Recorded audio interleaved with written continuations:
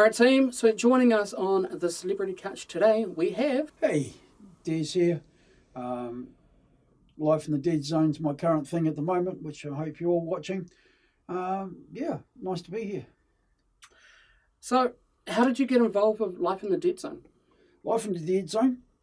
The boys, Peter Tonks and Jake Harrell and the guys were all, and Gabe Page, were on another job in the Christchurch post-earthquake. So I get a call from Pete. Now, Peter and I have worked for years together, mainly short films. Sunshine Man is, I think, our first thing that came out 100 years ago. And Pete rings me and he goes, in typical Pete fashion, "Oh, we're going to make a film. You need to come and do it." And I thought, "Oh, you're another short film. That's cool." And he says, "We've got access to the red zone in Christchurch." I'm like, "Oh, that's pretty raw, you know." So anyway, we went down and we did a proof of concept for a weekend. Matt Sharp was DOP. Gabe and Jake and Chester, all that's the team, got together, and Stanley George was born. He just basically came out of nowhere, and we came up with a character. I wanted to make sure it wasn't deep and meaningful because Christchurch had enough crap going on already. So it's like, nah, I tell you what, let's try and take a slight angle of happiness on this.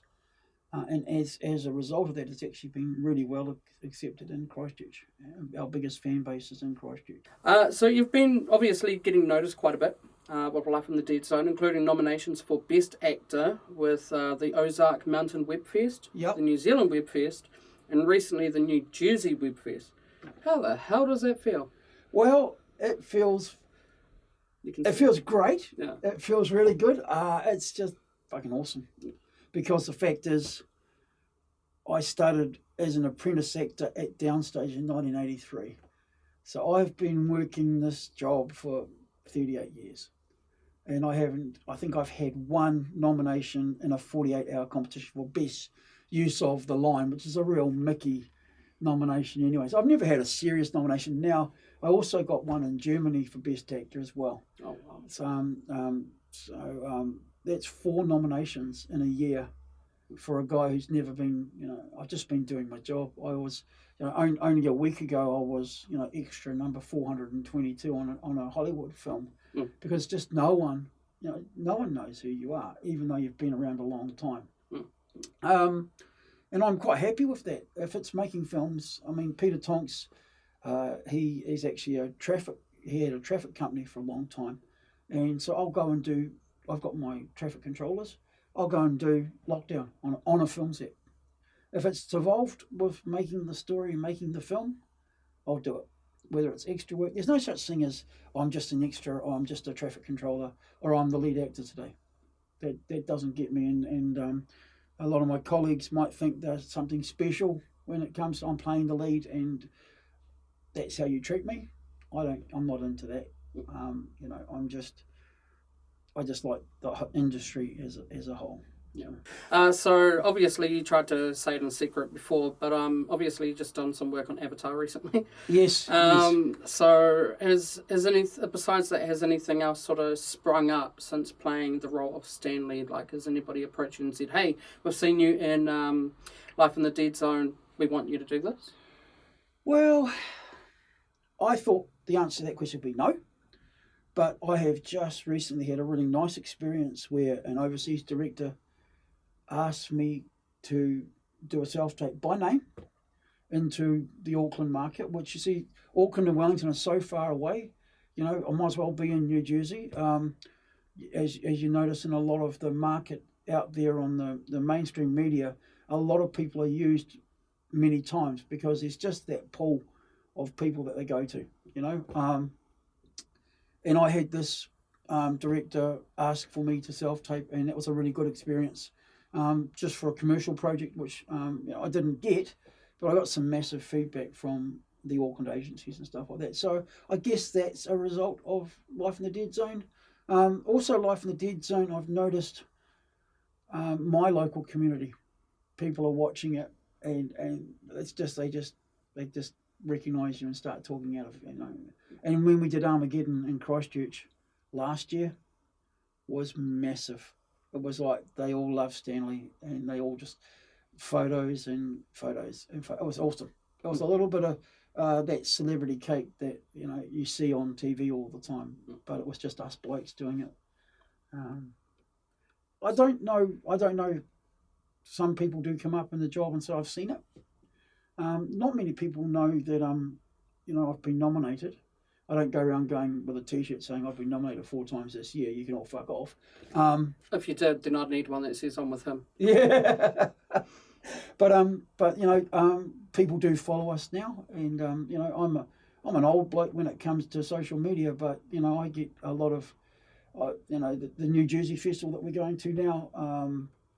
One of the guys from the States, from his web series, which is multiple award-winning web series, he was very complimentary after Ozark, and we're catching up in New Jersey because he's become a good friend through social media, and the director of New Jersey's also contacted me, and we're talking regularly on the social media, which is, I guess that's the modern world, as we all go, yeah, hey, that's how it works, but that's also what works with web series. You see, like I've got a film coming up. We've done a really neat feature film called Black Shark.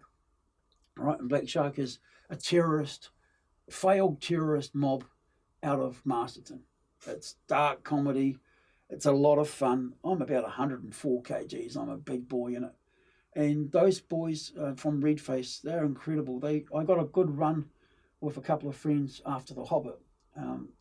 Great writers, great directors, and bugger me, he's a good actor too.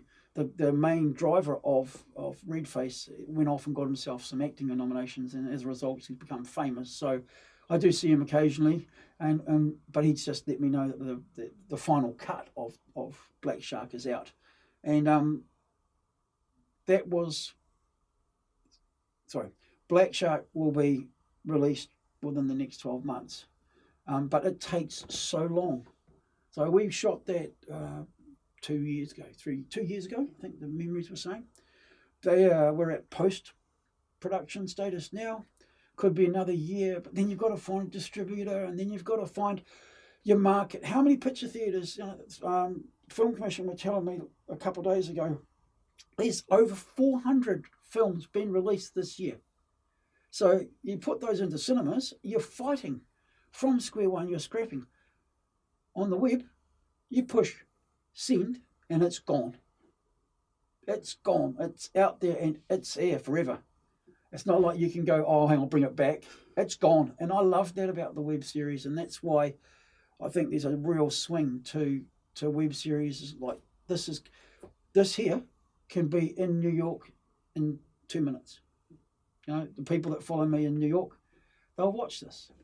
And that's what I love about it. We're not fighting with a distributor or doing a deal with Film Commission or trying to scratch the funding to get into a theatre. It's already out there. Too late. It's there. I'm here. Too bad. And I love that about the web series media and the web process. And it's instant. It's also, if you screw it up, it's instant. I've put some pretty bad posts in my time. And you pay for it, It's like, oops, I can't get rid of that. Delete. No, it's gone. It's out there, son, So going back to Life in the Dead Zone, what was the most memorable moment? The most memorable moment for me was we were in this house. It was because Peter's trade is locations manager, so that's why we had access to these incredibly shaken up, destroyed, and anyone from Christchurch will know exactly that turmoil is massive. It's not just the furniture was falling over; it's destroyed. And we went into this place. Now I have spent many years, because actors have a lot of spare time. There's 2 things I'm passionate about: the weather and making models. Okay, because the weather's free, just look out the window, and models you can spend thousands of hours doing something this big, and it's all detail. So we're filming in this place, and we're working away, and we're going through a bit of process, and Matt goes up, does a bit of recce of the house, and he comes back and he's holding a little model railway building, and he says, oh, this is I found this upstairs. Is this the sort of thing that you do? And I went, what? Let's have a look. went upstairs, and I know how much a model railway means to the person who's created it. And there were just bits of this railway. There were locos and buildings. And the layout had gone, but bits, remnants had still remained. And I thought, wow, that's shattered. That's destroyed. You know, I've got a shed full of models. And if they were all on the floor, I'd just, you know, I'd be destroyed. And I really remember thinking then, well, you know, and feeling for what the people went through. I mean, seeing the visual destruction, we are exposed to that sort of visual all the time on TV. We see places, you'll see places tonight, I think Spain's underwater at the moment, you know, you'll see that. But to actually be in a place where it's actually happened was quite a surreal moment, you know. And if you want to see an interview too with Des, then hashtag interview too with Des. Yep. All right, so moving away from Life in the Dead Zone. Yep. So what was involved in being Dory's picture double for The Hobbit? Oh, yes, you've done your research. So this was an amazing experience because I am same height, same body shape as Mark Hadlow. Mark Hadlow and I've known each other. He's a great man, and I got called up and fitted. I had to be 5'8.5". I had to be certain, and I was quite heavy at that point. You know, and he's fit as fuck. You know, so he's not big in any way, and we're not big people. I've got tiny feet, tiny hands, and we went down, and we were basically treated like second caste. So it was amazing. Stone Street's one of my favourite places in the planet. And when you walk in, and people are nice to me, even doing this extra work the other day, people know you, and that's really cool. But when you're going in and you've got a different coloured tag, or you've got different accesses going on, we were very fortunate. I remember we got to read the script of Hobbit. So we could actually read the shooting script. So we knew the story that we were at. We did a little bit of, you know, a lot of training. Picture doubles, there's also, obviously there's your stunt doubles, there's your scale doubles, the smaller guys, and there's your riding doubles and stuff like that. So there were a lot of double crews out there, and we did end up sort of not being utilised because we weren't riding doubles. So that matter went out the window, because the only hobbits they get off their horses and they go into the scene. So they actors and the riding doubles. So we were up there for about 6 weeks, which was quite a strange experience, going to the gym every morning. And obviously the secrecy was huge.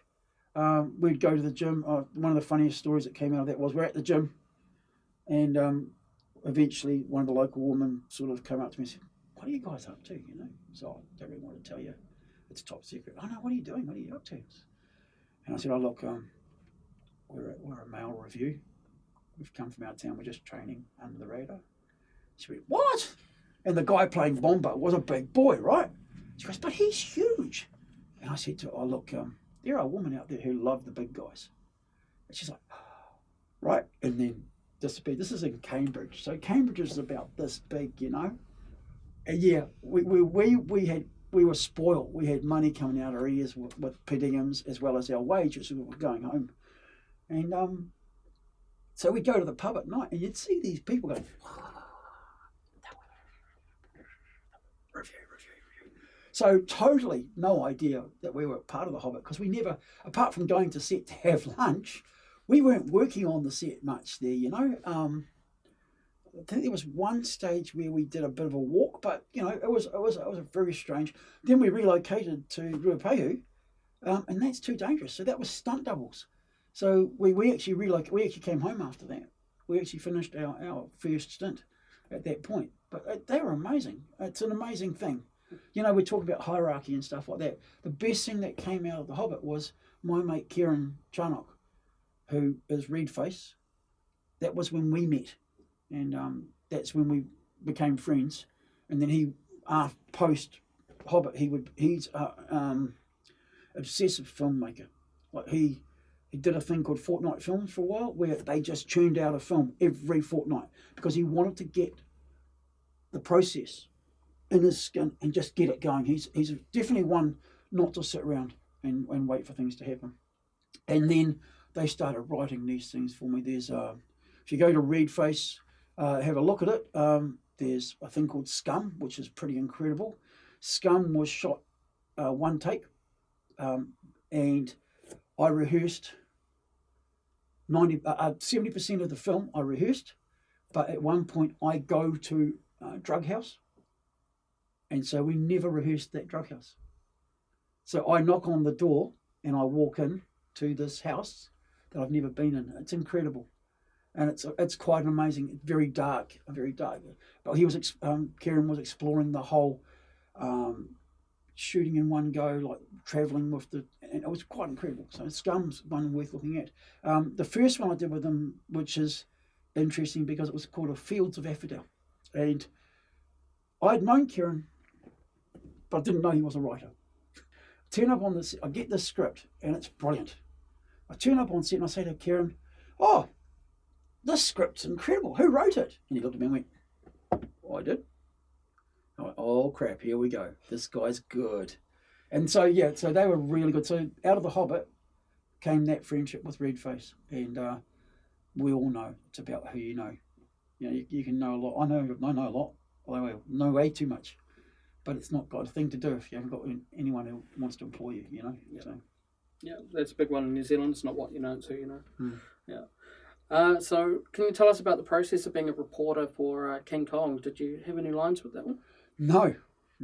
King Kong was a funny one because I had a contract with Weta as a model maker. So I was on set as the reporter, and because of the family that was around me, as in the crew that knew me, in the final scene where Jack Black's looking at the monkey and he disappears into the crowd, Jack Black didn't disappear into the crowd. That was a long way away.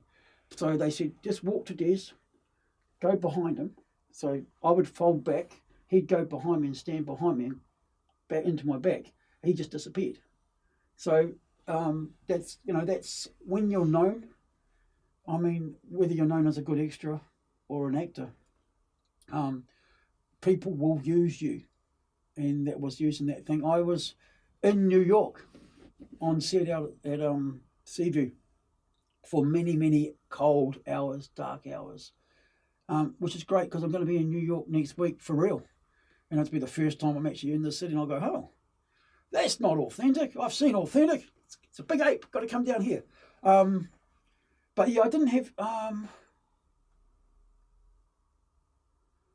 There was a little bit of ad lib at the start, but in typical featured extra thing, they don't use it. There's a little bit of trashing of the stills at the start of the film that I'm in there. You can hear a squeak in the background.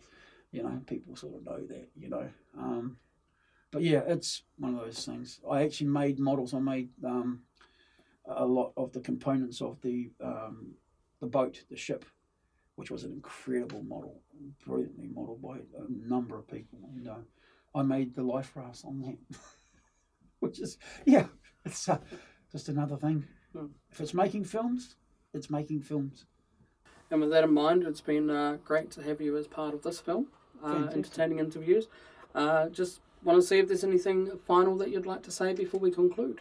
Hey, no, but do catch us on, follow me. Come and follow me on Des Morgan and Facebook and Instagram, and watch us through with this and watch the development of Life in the Dead Zone. Series 2 is this close. So, yeah, thank you for watching us today. Thank you for having us today. And enjoy this series and enjoy anything that's coming up that we're doing. Now, if you want to see me take Season 3 on the road, potentially in Auckland, where I have some awesome contacts, then jump over to our Facebook page, www.facebook.com/entertaininginterviews. And around that page, you will see a link on how you can support this channel to be able to make that happen. Hopefully you enjoyed Entertaining Interview Season 2. We had a whole ball of fun filming it.